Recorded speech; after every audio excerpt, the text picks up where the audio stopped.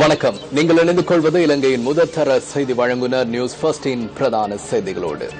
உங்களோடு இணைந்து கொள்வது ஜெஃப்ரி ஜெபதார்ஷன். முதலில் தலைப்புச் செய்திகள். அமைச்சரவை அந்தஸ்துள்ள 3 அமைச்சர்கள், 19 ராஜாங்க அமைச்சர்கள் மற்றும் 21 பிரதி அமைச்சர்கள் பதவி பிரமாணம். அருந்திக பெர்னாண்டோ மற்றும் நிமல் லன்சா ஆகியோர் பிரதி அமைச்சு பதவிகளை மாற்றிக் கொண்டனர். கிழங்கு மற்றும் சீனி ஆகியவற்றின் விசேட வர்த்தக தீர்வை அதிகரிப்பு. அரசியலமைப்பு பேரவையின் முதற் கூட்டம் நாளை. அமைச்சரவை அந்தஸ்துள்ள 3 புதிய அமைச்சர்களும் 19 ராஜாங்க அமைச்சர்களும் 21 பிரதி அமைச்சர்களும் இன்று பதவி பிரமாணம் செய்தனர். ஜனாதிபதியின் முன்னிலையில் அமைச்சரவை அந்தஸ்துள்ள 3 அமைச்சர்கள் இன்று காலை பதவி பிரமாணம் செய்து கொண்டனர். ஜனாதிபதி சட்டத்தரணி ஃபைசல் முஸ்தபா மாகாண சபைகள் மற்றும் உள்ளூராட்சி அமைச்சராக பதவி பிரமாணம் செய்தார். விஜித் விஜயமுனி சொய்சா நீர்ப்பாசன மற்றும் நீர் முகாமைத்துவ அமைச்சராகவும், மலிக் சமரவிக்ரம சர்வதேச வர்த்தக அமைச்சராகவும் பதவியேற்றுள்ளனர். ராஜாங்க மற்றும் பிரதி அமைச்சர்களின் பதவி பிரமாண நிகழ்வு ஜனாதிபதி செயலகத்தில் இன்று பிற்பகல் நடைபெற்றது. பிரதமர் ரணில் விக்ரமசிங்கே இந்த சந்தர்ப்பத்தில் கலந்து கொண்டிருந்தார். நிதி ராஜாங்க அமைச்சராக லக்ஷ்மண் யாப்பா அபேவர்தன பதவி பிரமாணம் செய்தார். டிபி ஏகநாயக்க காணி ராஜாங்க அமைச்சராகவும், பெருந்தெருக்கள் ராஜாங்க அமைச்சராக டிலான் பெரேராவும் நியமிக்கப்பட்டனர். அரசு மொழிகள் மற்றும் சமூக ஒருமைப்பாட்டு ராஜாங்க அமைச்சராக HM ஃபவுசி பதவி பிரமாணம் செய்து கொண்டார். பிரியங்கர ஜெயரத்ன சட்டம், ஒழுங்கு மற்றும் சிறைச்சாலைகள் மறுசீரமைப்பு ராஜாங்க அமைச்சராகவும், தொழில் மற்றும் தொழில் உறவுகள் ராஜாங்க அமைச்சராக ரவீந்திர சமரவீரவும் பதவி பிரமாணம் செய்தனர். திறன் விருத்தி மற்றும் தொழிற்பயிற்சி ராஜாங்க அமைச்சராக பாலித்த ரங்கே பண்டார பதவியேற்றார். கல்வி ராஜாங்க அமைச்சராக வி ராதாகிருஷ்ணனும், கடற்தொழில் மற்றும் நீரியல் வள அபிவிருத்தி ராஜாங்க அமைச்சராக திலீப் வெதாராச்சியும் நியமிக்கப்பட்டனர். அரசு கொள்கை மற்றும் பொருளாதார விவகாரங்கள் ராஜாங்க அமைச்சராக நிரோஷன் பெரேரா பதவி பிரமாணம் செய்து கொண்டார். MLAM இஸ்புல்லா புனர்வாழ்வு மற்றும் மீள்குடியேற்ற ராஜாங்க அமைச்சராக நியமிக்கப்பட்டதுடன் மொஹன்லால் கிரேரோ பல்கலைக்கழக கல்வி ராஜாங்க அமைச்சராகவும் பதவி பிரமாணம் செய்து கொண்டார். ருவான் விஜயவர்தன பாதுகாப்பு ராஜாங்க அமைச்சராக மீண்டும் பதவி பிரமாணம் செய்தார். சம்பிக்க பிரேமதாச கைத்தொழில் மற்றும் வணிக விவகாரங்களுக்கான ராஜாங்க அமைச்சராகவும், விஜயகர மகேஸ்வரன் சிறுவர் விவகாரங்களுக்கான ராஜாங்க அமைச்சராகவும், சர்வதேச வர்த்தக ராஜாங்க அமைச்சராக சுஜீவ சேனசிங்கவும் நியமிக்கப்பட்டுள்ளனர். நீர்ப்பாசன மற்றும் நீர் முகாமைத்துவ ராஜாங்க அமைச்சராக வசந்த சேனாநாயக்கவும், வசந்த அலுவிகாரை விவசாய ராஜாங்க அமைச்சராகவும் பதவி பிரமாணம் செய்தனர். சுதர்ஷினி பெர்னாண்டோ புள்ளே நகர திட்டமிடல் மற்றும் நீர்வளங்கள் ராஜாங்க அமைச்சராக பதவி பிரமாணம் செய்து கொண்டார். சுமேதா ஜி ஜெயசேன நிலைப்பெறுதக அபிவிருத்தி மற்றும் வனஜீவராசிகள் பிரதி அமைச்சராகவும், சுசாந்த புஞ்சிநிலைமை அரசு நிர்வாக மற்றும் முகாமைத்துவ பிரதி அமைச்சராகவும், அமீர் அலி கிராமிய பொருளாதார விவகார பிரதி அமைச்சராகவும் பதவி பிரமாணம் செய்தனர். லசந்த அழகியவண்ண மாநகர மற்றும் மேல் மாகாண அபிவிருத்தி பிரதி அமைச்சராக நியமிக்கப்பட்டுள்ளார். இந்திக்க பண்டாரநாயக்க வீடமைப்பு மற்றும் நிர்மாணத்துறை பிரதி அமைச்சராகவும், துலிப் விஜயசேகர தபால் சேவை மற்றும் முஸ்லிம் விவகார பிரதி அமைச்சராகவும் பதவி பிரமாணம் செய்தனர். லக்ஷ்மண் வசந்த பெரேரா பெருந்தோட்ட கைத்தொழில் பிரதி அமைச்சராக பதவி பிரமாணம் செய்து கொண்டார். நிஷாந்த் முத்துஹெட்டிகம துறைமுக மற்றும் கப்பல் துறை பிரதி அமைச்சராகவும், ஃபைசர் காசிம் சுகாதாரம், போஷாக்கு மற்றும் சுதேச வைத்திய பிரதி அமைச்சராகவும் நியமிக்கப்பட்டுள்ளனர். இரான் விக்ரமரட்ன கைத்தொழில் பிரதி அமைச்சராக பதவி பிரமாணம் செய்தார். கலாநிதி அர்ஷடி சில்வா வெளிவிகார பிரதி அமைச்சராக நியமிக்கப்பட்டார். அஜித் பி பெரேரா எரிசக்தி மற்றும் சக்தி வலுவூட்டல் பிரதி அமைச்சராகவும், துனேஷ் கான்கந்த இடர் முகாமைத்துவ பிரதி அமைச்சராகவும் பதவி பிரமாணம் செய்தனர். அனோமகமகே எரிபொருள் மற்றும் பெட்ரோலிய வாயு பிரதி அமைச்சராகவும், ரஞ்சன் ராமநாயக்க சமூக வலுவூட்டல் மற்றும் சமூக சேவைகள் பிரதி அமைச்சராகவும் பதவி பிரமாணம் செய்து கொண்டனர்.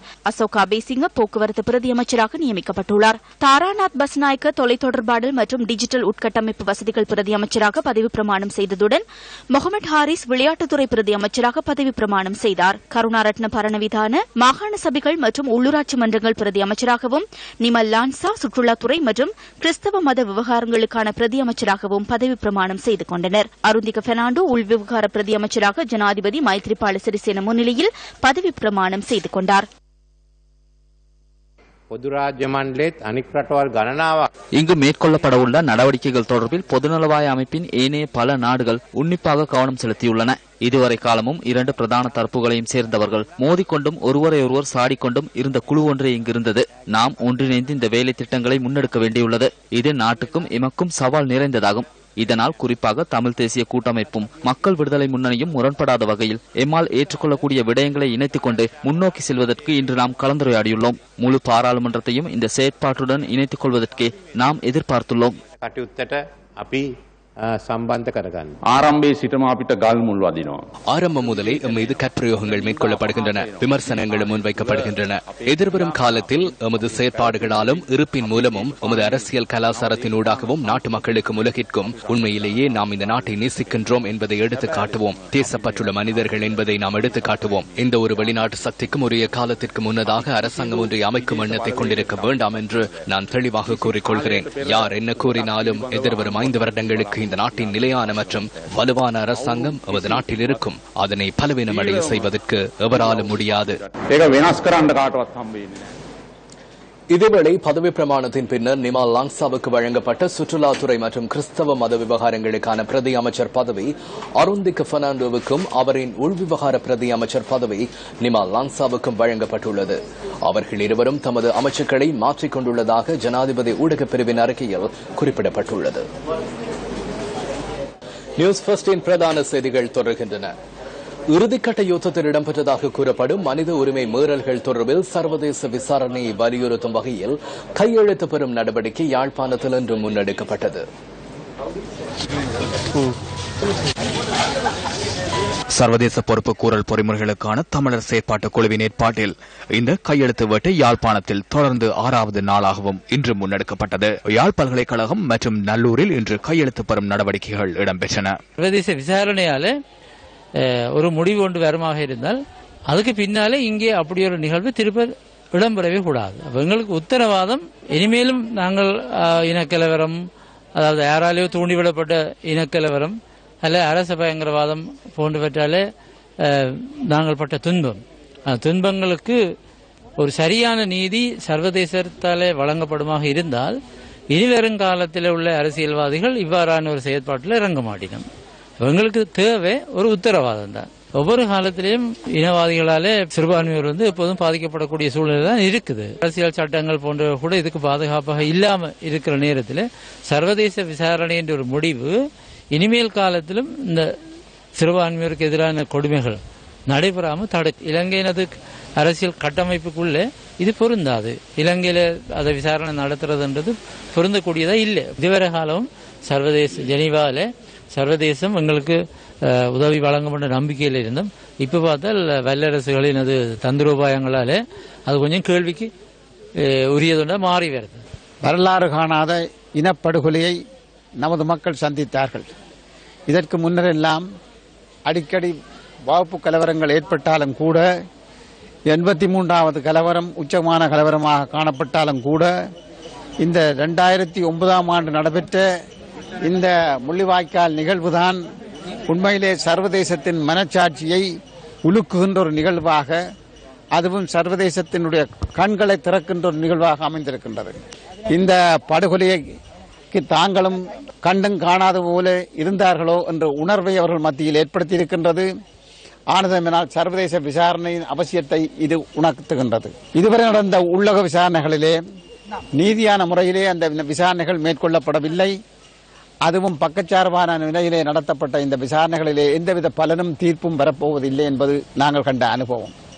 ஆகவே நாம் வேண்டி நிற்பது பக்கச்சார்பற்ற நீதியான சர்வதேச விசாரணை. எதிர்வரும் 14ஆம் தேதி தொடக்கம் 2ஆம் தேதி வரை ஐநாவில் நடைபெறவுள்ள மனித உரிமைகள் மாநாட்டில் நானும் கலந்து கொள்வதாக இருக்கின்றேன். போரில் பாதிக்கப்பட்ட பெண்ணாகவும் பாதிக்கப்பட்டவர்களுடைய பிரதிநிதியாகவும் ஐநாவிற்கு சென்று மீண்டும் இந்த உள்நாட்டு பொறிமுறையை நிராகரித்து சர்வதேச விசாரணையை வலியுறுத்தும் வகையில் எங்களுடைய செயற்பாடுகள் அங்கு அமைய இருக்கின்றது. இதற்காக தமிழகத்திலும் எங்களுக்கு ஆதரவு தளம் ஒன்றை உருவாக்கி அவர்களும் ஜெனீவாவிற்கு வந்து எங்களுக்கு இழைக்கப்பட்ட இன அழிப்புக்கு நீதி கோரி அங்கு குரல் கொடுப்பதற்கு தமிழ்நாட்டில் இருக்கின்ற ஈழ உணர்வாளர்களும் தயாராக இருக்கின்றார்கள். சர்வதேச விசாரணை முடிவிட்டதாக கூறுகின்ற சில தரப்பினர் உள்நாட்டு பொறிமுறையை ஏன் வலியுறுத்துகின்றார்கள் என்ற கேள்வியை நான் இந்நேரம் வலியுறுத்துகின்றேன். முடிவிட்டால் உள்நாட்டு பொறிமுறை தேவையில்லை. ஆனால் நாங்கள் சர்வதேச விசாரணை தேவை என்ற எண்ணப்பாட்டில் இருந்து என்றுமே மாறவில்லை. ஏனெனில் நாங்கள் உள்நாட்டு பொறிமுறை எல்லாவற்றிலுமே தோற்றி நாங்கள் தோற்றுவிட்டோம். எனவே இது கால இழுத்தடிப்பும் நீதி கிடைக்காமல் செய்கின்ற ஒரு செயற்பாடாக இருக்கின்றது. எனவே மாகாண சபை உறுப்பினர் என்ற வகையிலும் ஆனால் மாகாண சபை அங்கீகாரம் சபையின் ஊடாக எங்களுக்கு வழங்கவில்லை. ஆனால் தனிப்பட்ட ரீதியில் நாங்கள் மக்களுக்கு கொடுத்த வாக்குறுதிக்கு அமைவாக இம்முறையும் ஜெனீவா செல்வதற்கு தீர்மானித்திருக்கின்றோம். நடவடிக்கைகள் முடிவிட்டிருக்கின்றன எங்களுடைய பயணம் தொடர்பாக. சர்வதேச மனிதாபிமானம் மற்றும் மனித உரிமை மீறல்களில் ஈடுபட்டோருக்கு எதிராக சர்வதேச குற்றவியல் செயல்முறைக்கான பொறிமுறையை ஸ்தாபிக்குமாறு ஐக்கிய நாடுகள் சபையை வலியுறுத்துகின்றோம் என்ற துணைப்பொருளின் கீழ் கையெழுத்துக்கள் சேகரிக்கப்படுகின்றன. முல்லைத்தீவு மாவட்ட விவசாயிகளுக்கு காலப்பூகத்திற்கான விதை நெல் மற்றும் விவசாய உபகரணங்களை வழங்கும் நிகழ்வு ஒட்டுச்சுற்றானில் இன்று நடைபெற்றது. போரின் போது எங்களுடைய ஏராளமான வயல் நிலங்கள், விளை நிலங்கள் ராணுவம் வசம் கொண்டு செல்லப்பட்டிருந்தது. இன்னும் முற்றாக விடுவிக்கப்படவில்லை. ஐக்கிய நாடுகளினுடைய விசாரணைக்கு முன்பாகவே காணிகளை விடுவித்து உலகத்திற்கு தான் எங்களுடன் ஒட்டுறவாக இருக்கிறது என்கிறதை காட்ட விரும்புகின்ற காரணத்தினால் இப்பொழுது கொஞ்சம் காணிகள் மீளவும் விடுவிக்கப்பட ஆரம்பிக்கப்பட்டிருக்கின்றன. நான் நேற்று அறிந்தேன், இந்த வாரம் ஜனாதிபதி தலைமையில் கிளிநொச்சியில் கூட காணிகள் விடுவிக்கப்பட போகின்றதாக. ஸ்கந்தபுரத்தில் இருந்து ஒரு விவசாயி எனக்கு தொலைபேசியின் மூலம் அழைப்பு விடுத்திருந்தார். அங்கிருக்கக்கூடிய கரும்பு செய்கைக்குரிய நிலம் ஏற்கனவே ராணுவத்தின் வசம்தான் இருக்கின்றது. அதை அவர்கள் விடுவிக்கவில்லை. ஆனால் அங்கிருக்கக்கூடிய விவசாயிகளுக்கு தாங்கள் பணத்தை பெற்றுக்கொண்டு குத்தகையின் அடிப்படையில் நெற்செய்கையை மேற்கொள்வதற்கு காணி வழங்குவதாக கடந்த 4-5 வருடங்களாக அதுதான் இடம்பெற்று வருகின்றது. ஆனால் அந்த படையினர் கூட ஒரு இடைத்தரகரை சிலரை வைத்துக் கொண்டு தங்களுக்கு விருப்பமானவர்களுக்கு கூடுதலான அளவுக்கு பணத்தை பெற்றுக்கொண்டு அந்த நிலங்களை வழங்குவதாகவும் தங்களால் பயிர் செய்ய முடியாமல் இருப்பதாகவும் அந்த விவசாயி எனக்கு இன்று காலை ஒரு புகார் ஒன்றை தொலைபேசியினூடாக தெரிவித்திருந்தார். உண்மையில் ராணுவம் அந்த இடத்தில் ஆக்கிரமித்து வைத்துக் கொண்டு அதன் மூலம் பொருளாதாரத்தையும் சம்பாதித்துக் கொண்டு நிலங்களை வழங்குவதற்கு அவர்களுக்கு எந்தவிதமான அருகதையும் கிடையாது. நாட்டில் கூட்டாட்சி ஏற்பட்டிருக்கின்ற இந்த தருணத்தில் இனப்பிரச்சினைக்கான தீர்வினை வழங்காவிடின் எக்காலத்திலும் அதற்கான தீர்வினை வழங்க முடியாது என கிழக்கு மாகாண முதலமைச்சர் ஹாஃபிஸ் நசீர் அகமது தெரிவிக்கின்றார். இன்று கோரளை பெற்ற பிரதேச சபைக்கு சென்றிருந்த போதே அவர் இதனை கூறினார். யூனிட்டி கவர்மெண்ட் என்று உருவாக்கப்பட்டு அதிலும் தமிழ் தேசிய கூட்டமைப்புடைய தலைவர் இரா சம்பந்தன் ஐயா அவர்களை எதிர்க்கட்சி தலைவராக நியமிக்கின்ற அளவுக்கு இன்று அதை இந்த ஆட்சியினுடைய உள்ளங்கள் மாறியிருக்கின்றது. சென்ட்ரல் கவர்மெண்ட்டும் இன்று 2 முக்கியமான விடயங்களை நோக்கி காய் நகர்த்தி கொண்டு போகுது. ஒன்று, இனப்பிரச்சனைக்கான தீர்வு நிச்சயமாக எட்டப்பட இருக்கின்ற வேளையிலே என்று எல்லோருமே இந்த விடயத்தில் இனப்பிரச்சனை தீர்வு வரலண்டா ஒரு நாளும் வராது. இவ்வாறான ஒரு நல்லாட்சி ஏற்படுத்தப்பட்டிருக்கின்ற வேளையிலே இந்த இவ்வளவு ஒரு பாரிய யுத்தத்துக்கு பின்னால் வந்திருக்கின்ற ஒரு ஆட்சி, அதுவும் ஒரு கூட்டாட்சி ஏற்படுத்தப்பட்டிருக்கின்ற வேளையிலே இந்த நாட்டில் இனப்பிரச்சனைக்கான ஒரு தீர்வை இவங்க காணல் என்று சொன்னா ஜெம்மத்திலேயும் இனிமேல் அவ்வாறான தீர்வு ஒரு நாளும் வராது. இன்று பாரிய அழுத்தங்கள் சர்வதேசம் இதுக்கு அழுத்தங்கள் கொடுக்கப்பட்டிருக்கின்ற வேளையிலே நாங்களும் கூட்டாக சேர்ந்து எவ்வாறு அதிகப்படியான அந்த தீர்விலே பெற்றுக்கொள்ளக்கூடிய ஒரு நிலைப்பாட்டை பற்றி நாங்கள் ஒரு பக்கம் இருக்கின்ற வேளையிலே இன்று இந்த டெவலப்மெண்ட்ல ஏறத்தாழ இந்த நாடு 30 வருஷமாக எவ்வாறு யுத்தத்தில் பாதிக்கப்பட்டதோ அதன் போன்று பின்னடைவு டெவலப்மெண்ட் சைட்லையும் அபிவிருத்தி சைட்லையும் பின்னடைவு கண்டு கொண்டுதான் போகுது. அதுவும் குறிப்பாக சதர்ன்ல டெவலப் பண்ணப்பட்டாலும் நார்த் ஈஸ்ட் எந்த வகையிலும் டெவலப்மெண்ட்ல ஒரு அபிவிருத்தி அடையாத ஒரு சூழலை நாங்கள் காண்றோம். 19 ராஜாங்க அமைச்சர்களும் 21 பிரதி அமைச்சர்களும் ஜனாதிபதி மைத்ரிபால சிறிசேன முன்னிலையில் இன்று பதவி பிரமாணம் செய்து கொண்டார்கள். தமது பதவி பிரமாணத்தின் பின்னர் ஊடகங்களுக்கு அவர்கள் கருத்து வெளியிட்டார்கள். ராஜாங்க அமைச்சர்களுக்கு என்று மேன்மேலங்கிய ஜனாதிபதி அவர்களும் கௌரவ பிரதமர் அவர்களும் எங்களுடைய சிறுவர் விவகார அமைச்சர் எனக்கு பேரம் தந்திருக்கின்றார்கள். கடந்த காலங்களில் போர் காரணமாக எங்களுடைய சிறுவர்கள் கூடுதலாக பாதிக்கப்பட்டிருக்கின்றார்கள். அவர்கள் கூடுதலாக பாதிக்கப்பட்ட விதம் ஊனமுற்றி இருக்கின்றார்கள். இன்று வடமாகாணம் கிழக்கு மாகாணத்தை எடுத்து பார்த்தால் பாடசாலை சிறுவர்கள் உட்பட முதியோர் வரைக்கும் இன்று எங்களுடைய உறுப்பினர்கள் பாதிக்கப்பட்ட நிலையில் இருக்கின்றார்கள்.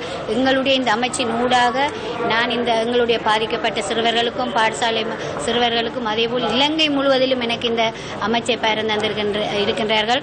அதை நான் என்னுடைய அமைச்சின் ஊடாக கட்டியெழுப்புவேன் என்றும் அத்தோடு எங்களுடைய சிறுவர்களுக்கான முன்பள்ளியில் இருந்து எங்களுடைய காபோதா சாதாரணம் வரைக்கும் உள்ள எனது இந்த சிறுவர்களை கட்டியெழுப்பி எங்களுடைய அமைச்சின் ஊடாக அவர்களுக்கான வளங்களை வழங்கி அவர்களுக்கு எதிர்காலத்தில் அவர்களுடைய வளர்ச்சி எங்களுடைய அமைச்சினூடாக நாங்கள் அமைப்பேன் என்பதை உறுதிபட கூறுகின்றேன். அமைச்சு பதவி கிடைத்தமையினால் எமது வாழ்க்கை மாறுவதில்லை. அமைச்சு பதவி கிடைத்தால் மக்களுக்கு சேவையாற்ற அதிக சந்தர்ப்பம் கிடைக்கின்றது. அது மாத்திரமே வித்தியாசமாகும். இது ஒரு மிக முக்கியமான அமைச்சாகும். எமது வெளிநாட்டு செயற்பாடுகளை பொருளாதார கொள்கையுடன் இணைக்க வேண்டும். அதனை கடந்த காலங்களில் செயற்படுத்த முடியாமல் போனது.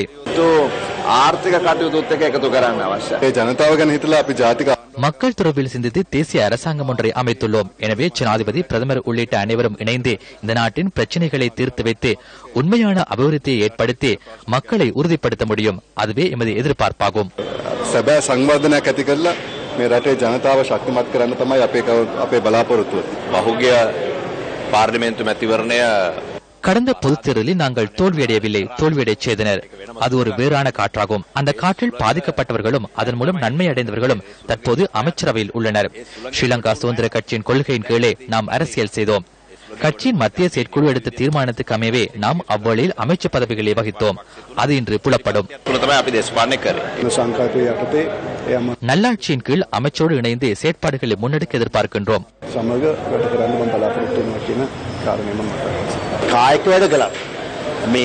நல்லாட்சியில் யாருடன் செயற்பட்டாலும் ஐக்கிய தேசிய கட்சியின் மேடைகளில் நான் தெரிவித்த விடயங்களில் ஒருபோது மாற்றம் ஏற்படாது. லஞ்சூழல் விசாரணை பிரிவு, நிதி குற்ற விசாரணை பிரிவு ஆகியவற்றுக்கு நான் செல்வேன். அவர் நண்பராக இருந்தாலும் பரவாயில்லை. பாராளுமன்றத்தில் வைத்து கையிலாக கொடுத்தாலும் வெளியில் ஃபைலை எடுத்துக் கொண்டு செல்வேன்.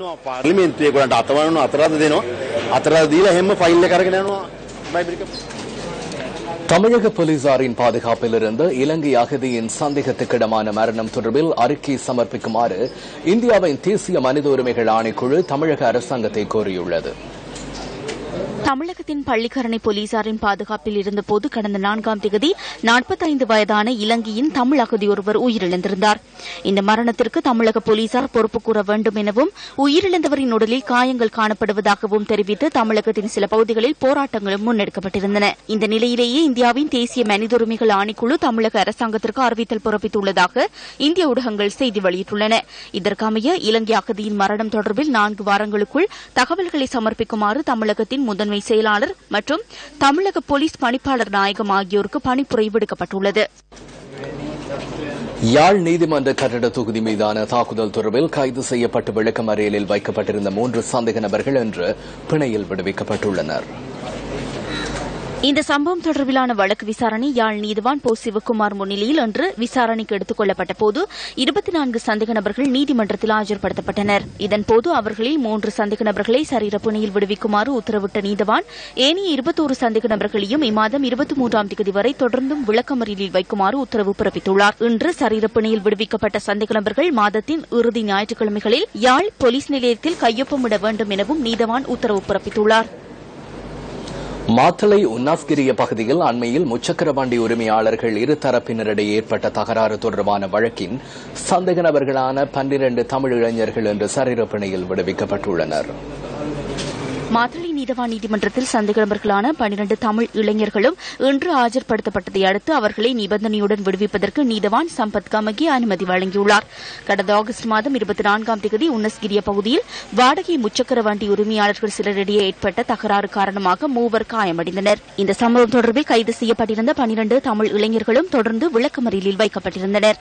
சந்தேக நபர்கள் 12 பேரையும் கடும் நிபந்தனையுடன் தலா 2.5 லட்சம் ரூபாய் சரீரப்பிணையில் விடுவிக்குமாறு நீதவான் உத்தரவிட்டுள்ளார். இந்த வழக்கு எதிர்வரும் டிசம்பர் மாதம் 9ஆம் தேதி மீண்டும் விசாரணைக்கு எடுத்துக் கொள்ளப்பட உள்ளது. உன்னஸ்கிரி ஜங்ஷன்ல இந்த த்ரில் பிரச்சனைக்கு எங்களுக்கு முன்னுனா இருந்து இந்த பிரச்சனையை தீர்த்து தர நாங்கள் பல இடத்துக்கு போயிட்டு இந்த பிரச்சனையை தீர்த்து தரும்படி கேட்டவளோ எந்த மினிஸ்டர்மார்களோ எவ்வளோ பேருக்கு கேட்டோம் எங்களுக்கு தீர்வு ஒன்றும் கிடைக்கல. கொழும்புக்கு போயிட்டு நாங்கள் முத சக்தி டிவியில் நியூஸை கொடுத்து இது பண்ணி ஏனி மினிஸ்டர் காய்ச்சி பார்த்தாரு. அப்பயும் எதுவும் சரிவல்ல. நாங்கள் இப்போ வெளியே வர்றதுக்கு காரணம் இந்த சக்தி டிவியில் எங்களுக்கு செஞ்ச பெரிய உதவி என்னன்னா இந்த நியூஸுகளை அறிவித்து அந்த நியூஸுகளை மினிஸ்டர்மாருக்கு பார்த்து சில எங்களுக்கு உதவி தந்ததுனால தான் அந்த ஹெல்ப் உதவி தந்ததுனால தான் இன்னைக்கு நாங்கள் வெளியே வந்திருக்கோம். இதுக்கு சக்தி டிவிக்கு என்றென்றும் நாங்கள் நன்றி கடன் செலுத்துகின்றோம். எல்லோரும் 13 பேரும். உன்னாஸ்கிரீன் பிள்ளைப்பட்டி என்னங்கிற ஒரு பனிப்புறம் வந்து சிங்களப்புறம், மேலே வந்து தமிழ்புறம். அவங்க பார்க்குறாங்க, அந்த பார்க்க கைப்பற்றுறதுக்கு தான் இது பண்ணுறாங்க. அதுக்கு தான் இந்த ஆயர் பிரச்சனை. நாங்கள் இனி சின்ன பிரச்சனை வந்தாலும் வழக்கு முடியத்தட்டியும் ரிமாண்ட் பண்ணுவேன்னு தான் சொல்லியிருக்காங்க. அதனால எங்களுக்கு எந்த பிரச்சனை வராமல் இதில் யாராவது தமிழ் மினிஸ்டர் மாதிரி எத்தனை பேர் இருக்காங்க, எந்த பகுதின்னு ஓட்டு கொடுத்தோன்னு இல்லாமல் தமிழ் மினிஸ்டர் மாதிரி இதுக்கு தலையிட்டு என்ன பிரச்சனை வருது எங்களுக்கு வராமல் பாதுகாப்புபடி இது சம்பந்தப்பட்ட அதிகாரி அலுவலர்களுக்கும் நாங்கள் பணியுடன் கேட்டுக்கொள்கிறோம். நீதவான் நீதிமன்றத்தில் சந்தேக நபர் சார்பில் நான் ஆஜராகினேன். நீதவான் அவர்கள் அனைவருக்கும் 2,50,000 சரீர பிணையில் செல்வதற்கு அனுமதி கொடுத்தார். மீண்டும் அடுத்த தவணைக்கு சமூகமளிக்குமாறும் மேலும் தீர்ப்பளித்தார். போலீஸ் உத்தியோகத்தர்களுக்கு இது சம்பந்தமான அறிக்கை ஒன்றை அடுத்த தினத்தில் சமர்ப்பிக்குமாறு மேலும் உத்தரவு வழங்கினார். பிரதான அனுசரணை இயற்கை சினம் கொண்டு பல்வேறு வழிகளில் பல்வேறு சந்தர்ப்பங்களில் மனிதர்களை ஆக்கிரமிக்கிறது. இந்த நிலையில் மட்டக்களப்பு மாவட்டம் வறட்சியின் கோரப்படியில் தற்போது சிக்கியுள்ளது. மட்டக்களப்பு மாவட்டத்தின் வவுணதீவு பிரதேச செயலகத்துக்கு உட்பட்ட கொத்தியப்புழை கிராமமே இது. இந்த பிரதேசத்தில் நிலவும் வறட்சியினால் மக்கள் பல இன்னல்களை அனுபவித்து வருவதாக எமது பிராந்திய செய்தியாளர் தெரிவிக்கின்றார். சீனி, பருப்பு, உருளைக்கிழங்கு உள்ளிட்ட 9 வகையான இறக்குமதி உணவுப் பொருட்களுக்கான விசேட வர்த்தக தீர்வை நேற்று நள்ளிரவு முதல் மீளாய்வு செய்யப்பட்டுள்ளது. இறக்குமதி செய்யப்படும் 1 கிலோகிராம் உருளைக்கிழங்கிற்கு அறவிடப்படும் விசேட வர்த்தக தீர்வை 10 ரூபாவினால் உயர்த்தப்பட்டுள்ளது. உள்ளூர் உருளைக்கிழங்கின் அறுவடை காலம் தற்போது ஆரம்பமாகியுள்ளதால் உற்பத்தியாளர்களுக்கு நியாயமான விலையை பெற்றுக் கொடுப்பதற்காக இந்த நடவடிக்கை எடுக்கப்பட்டுள்ளதாக நிதியமைச்சு குறிப்பிட்டுள்ளது. இதன் பிரகாரம் இறக்குமதி செய்யப்படும் உருளைக்கிழங்கு 1 கிலோகிராமின் புதிய விசேட வர்த்தக தீர்வை 40 ரூபாவாகும் என புதிய தீர்வை மீளாய்வில் சுட்டிக்காட்டப்பட்டுள்ளது. இறக்குமதி செய்யப்படும் பெரிய வெங்காயம் 1 கிலோகிராமின் புதிய விசேட வர்த்தக தீர்வை நேற்று நள்ளிரவு முதல் 10 ரூபாவாகும் என நிர்ணயிக்கப்பட்டுள்ளது. இறக்குமதி செய்யப்படும் சீனி 1 கிலோகிராமின் புதிய வர்த்தக தீர்வை 30 ரூபாவாக நிர்ணயிக்கப்பட்டுள்ளதாக சுங்க தகவல்கள் குறிப்பிட்டுள்ளன. அத்துடன் இறக்குமதி செய்யப்படும் கௌப்பி 1 கிலோகிராமின் புதிய தீர்வை 70 ரூபாவாகவும், பருப்பு மற்றும் மைசூர் பருப்பு ஆகியவற்றிற்கு புதிதாக 2 ரூபாய் விசேட வர்த்தக தீர்வை விதிக்கப்பட்டுள்ளது. இறக்குமதி செய்யப்படும் குரக்கனுக்கான புதிய விசேட வர்த்தக தீர்வை 70 ரூபாவாகும். இறக்குமதி செய்யப்படும் மாஜரின் 1 கிலோகிராமுக்கான புதிய விசேட வர்த்தக தீர்வை 175 ரூபாவாகும். இதேவேளை பச்சை பட்டாணி உட்பட மேலும் சில தானியங்களுக்கான விசேட வர்த்தக தீர்வையும் நேற்று நள்ளிரவு முதல் மீளாய்வு செய்யப்பட்டுள்ளன.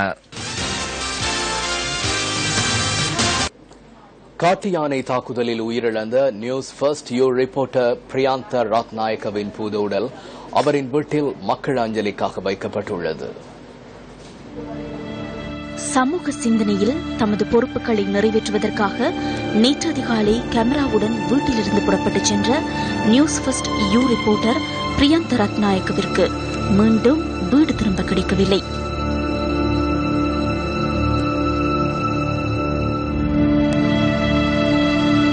மின்னேரியா சமகிபுர பிரதேசத்தில் காட்டு யானையின் தாக்குதலுக்கு இலக்காகி கடும் காயங்களுக்குள்ளான பிரியாந்த பின்னர் உயிரிழந்தார்.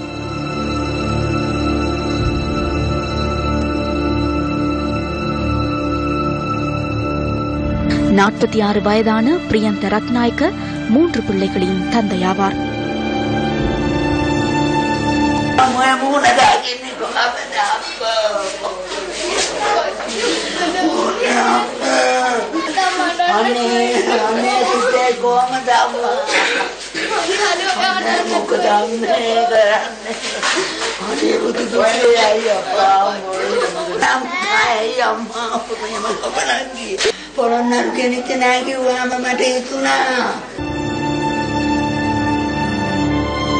பிரியாந்த ரத்நாயக்கவின் பூதவுடலுக்கு இறுதி அஞ்சலி செலுத்த அதிக அளவிலான மக்கள் இன்று அங்கு சென்றிருந்தனர். நீண்ட காலமாக தாம் இப்பகுதியில் காட்டு யானைகளின் அச்சுறுத்தலுக்கு உள்ளாகி வருவதாக பிரதேச மக்கள் தெரிவித்தனர். நியூஸ் ஃபர்ஸ்ட் யூ ரிப்போர்ட்டர் பிரியாந்த ரத்நாயக்கவின் இறுதிக்கிரியைகள் நாளை பிற்பகல் ரஜயல பொது மயானத்தில் நடைபெறவுள்ளன. இந்த சம்பவம் தொடர்பில் விசாரணைகளை மேற்கொள்வதற்காக வனஜீவராசிகள் திணைக்களத்தின் பிரதி பணிப்பாளர் MAC சூரிய பண்டார் உள்ளிட்ட சிலர் இன்று அங்கு சென்றிருந்தனர். காட்டு யானைகள் நடமாடும் பகுதிகளை அவதானித்த அவர்கள் மக்களின் முறைப்பாடுகளையும் கேட்டறிந்து கொண்டனர். பிரியந்த ரத்நாயக்கவின் உயிரிழப்புக்கு காரணமான காட்டு யானை பிரச்சினை தொடர்பில் அப்பகுதியில் கம்மத்து நிகழ்ச்சி ஒன்றை நடாத்துவதற்கான ஏற்பாடுகள் செய்யப்பட்டுள்ளன.